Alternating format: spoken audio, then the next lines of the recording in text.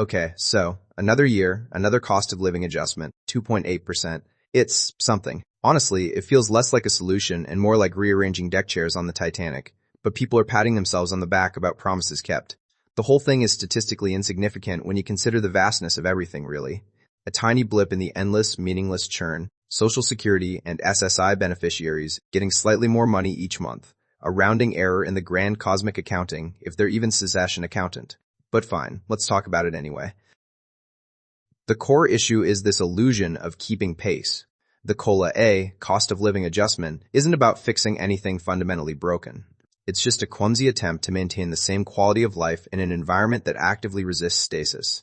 Picture it like running on a treadmill. You exert effort, you move forward, but you don't actually go anywhere. Inflation is the incline on that treadmill constantly getting steeper. A 2.8% increase feels good on paper, but it doesn't account for the fact that everything else, rent, groceries, healthcare, a big one, existential dread, keeps getting more expensive. It's like giving someone a slightly bigger bucket to bail out a sinking boat. You might slow down the inevitable flooding for a few minutes, but eventually, the water wins. And, naturally, the announcement of this increase was delayed because of a government shutdown, just perfect timing. A program meant to provide security undermined by systemic instability. The irony is almost offensively blatant. It's pure theater, honestly. They want you to focus on the small win while everything else slowly falls apart.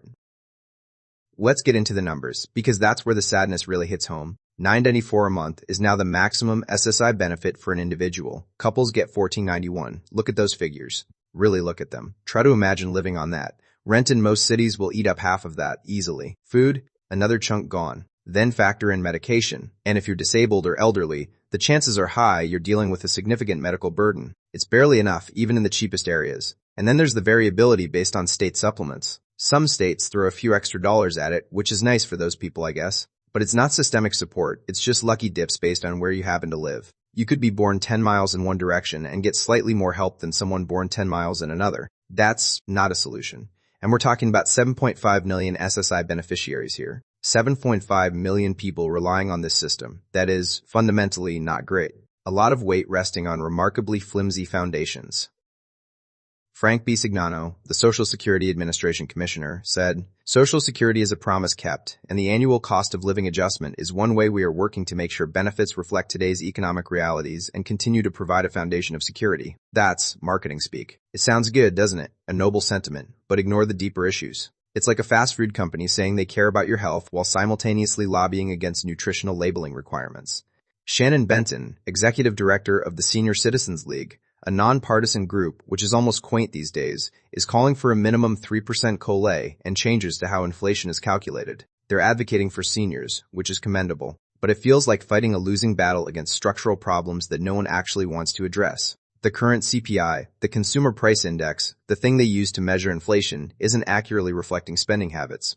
It doesn't give enough weight to healthcare costs, for example, and that's a massive oversight when you're talking about seniors and disabled individuals who often have significant medical expenses. It's like measuring temperature with a thermometer stuck in your armpit. You'll get R reading, but it won't be representative of your core body temperature.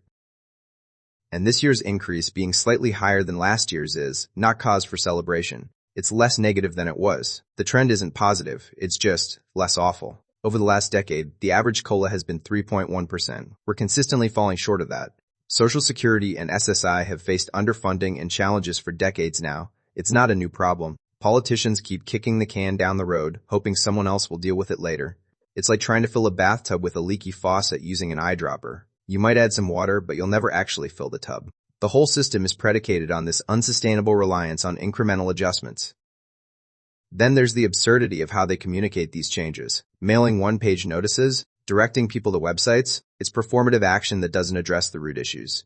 Here's a piece of paper telling you how little help you're getting, and the website assumes everyone has internet access and tech literacy, which is just not true. A significant portion of the beneficiary population, particularly seniors, are not comfortable navigating complex websites or understanding online forms. It creates additional barriers for people who are already struggling to get by.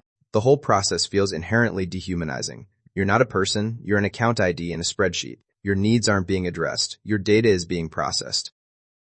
Ultimately, these incremental adjustments are temporary fixes that fail to address systemic issues of economic inequality and inadequate social safety nets. Everything decays. There's no long-term solution, only managed decline. Embrace the chaos or don't whatever. The system will continue to creak and groan under the weight of its own contradictions. It'll offer slightly larger buckets for a sinking boat, but it won't fix the hole. Enjoy your extra 8. It won't fix anything, but maybe you can afford slightly fancier ramen. A marginally less depressing brand of cat food. Small victories, I suppose. Small, utterly meaningless victories in the face of overwhelming futility.